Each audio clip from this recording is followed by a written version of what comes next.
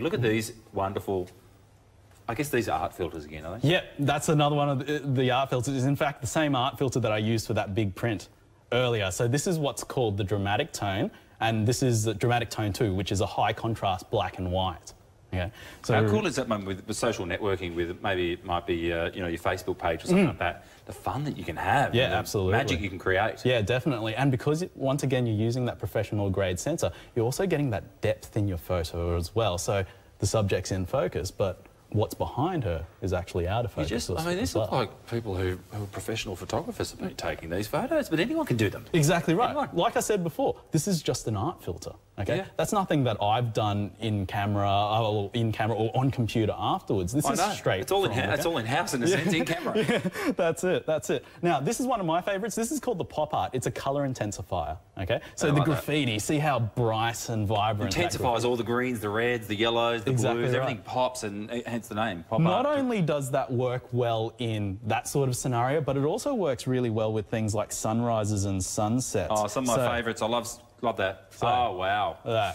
So it brings out those nice pink. This was over in Rotorua last week, actually. So I was there. But also it's got so much sensitivity in that sensor because it is that professional grade sensor. Not only do you get that lovely colour in the sky, but you also get that really nice silhouette. It's stunning. Of the swan as well. So did you treat that or do anything? It's just all from... This is all in camera. In camera. I'm going to show you how to do it right now. Can we do that? It's so simple. Okay, so on the top of this camera, if we zoom in on that there, what we'll actually see is a top dial. So I'm just going to point to it there. So it's just this top dial here. Now, on the top dial... Oh, sorry. It's that top dial there. Now, on the top dial... there we go. Here we go. Okay, so on this top dial, all you have to do is go to the art mode. Love it. Okay, now I'm going to turn the camera on so we can see what happens next. And how many different art filters are there? There's actually 11. Okay, cool. So that's what we get to select now, right? Yeah, absolutely. So what we're going to see on the screen here is the different art filters you can select from, and all you have to do is press the up and the down button. There we go. The up and the down button to select the filter that you actually want to apply. Now, what's really cool, I was telling you before, WYSIWYG, what you see is what you get. Now, if I go to the gentle sepia, I'm going to press OK here. You're going to see what you get here. You're right. You're going to see how that photo is going to turn out straight away. Gee, that's fast. Okay. Yeah. So, like we said before, world's fastest autofocus. It's got 35 points of autofocus. Can shoot it up to 9 frames a second as well. And you get that. What you see is what you get experience also. Now, see how there's that square around my face? It likes you. Yeah, it's one of our new technologies. It's called face detection, okay? What it actually does is actually prioritises my face when it focuses in the shot, okay? That's cool. Now, go back to the left again. Look really funny. It follows every little movement of the way. Yeah, that's right. So if I move around, that square will also move around as well. It'll make sure that when the camera focuses, it focuses on the person. Now, let me give you a scenario where that'll be really, really useful. You're taking a photograph, you're on holiday, you're taking a photo of someone with something amazingly scenic in the background, okay?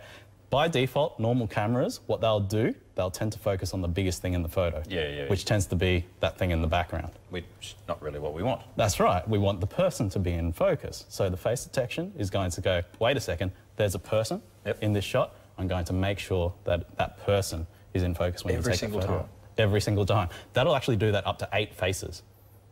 Wow, so the family portrait is sharp as. Absolutely. So, so you'll actually see those squares come up around all those 8 people. Now, I had a quick question too. Is this a touch screen? It is a touch screen. Does it manoeuvre around? Can we move the screen? Okay, so answering 2 things there. Yes, it is a touch screen. So it does have a particular function called touch focus auto-focusing.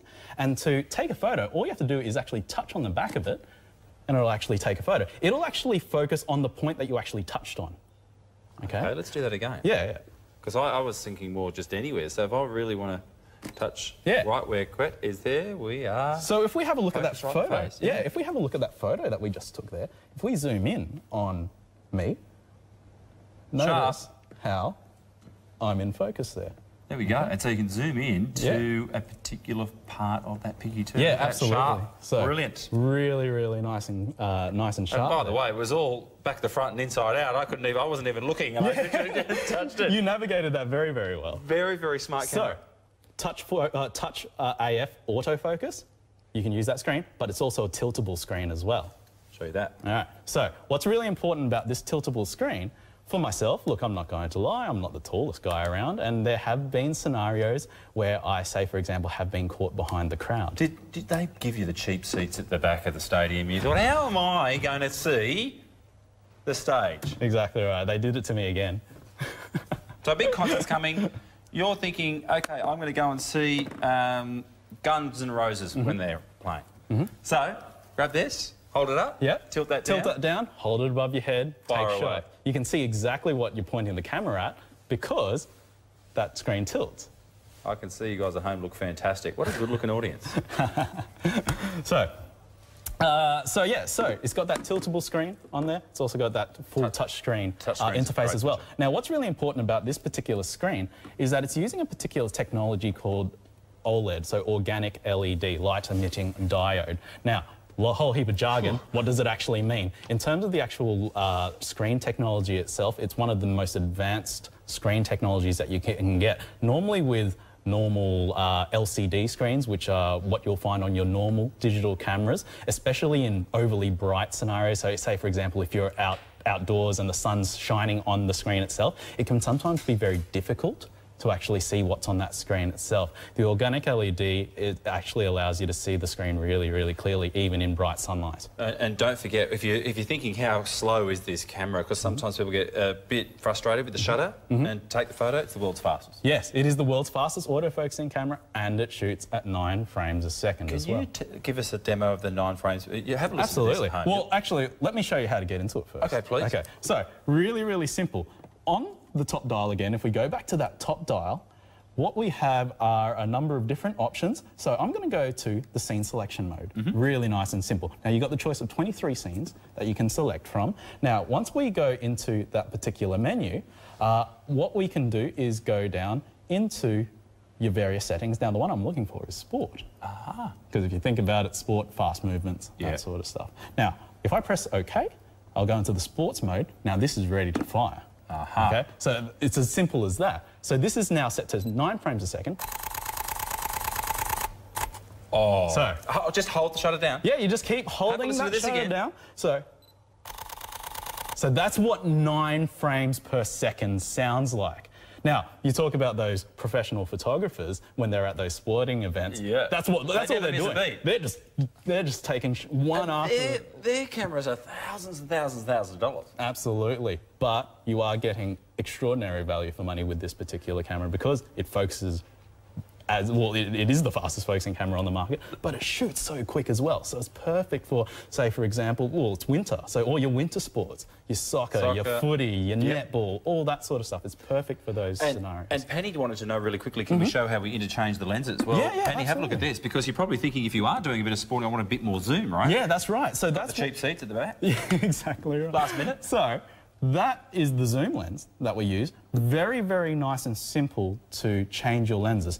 You've got a little button on the left-hand side, or our viewer's right-hand side of the camera. If you press on that button and then turn that lens anti-clockwise, that lens will just come off. Really nice and simple. Now, let's say, for example, we wanted to put on that zoom lens. How do we do that? Now, what you'll see on our lens here, there we go, is this red dot. Okay? Got it. What you see on the camera is also a red dot. Marry them up. That's right. So all you have to do is line those red dots up and then turn clockwise until you hear it click. You're in. Done. And it's changed. So very, very simple to do. And that zoom lens comes with it, Penny.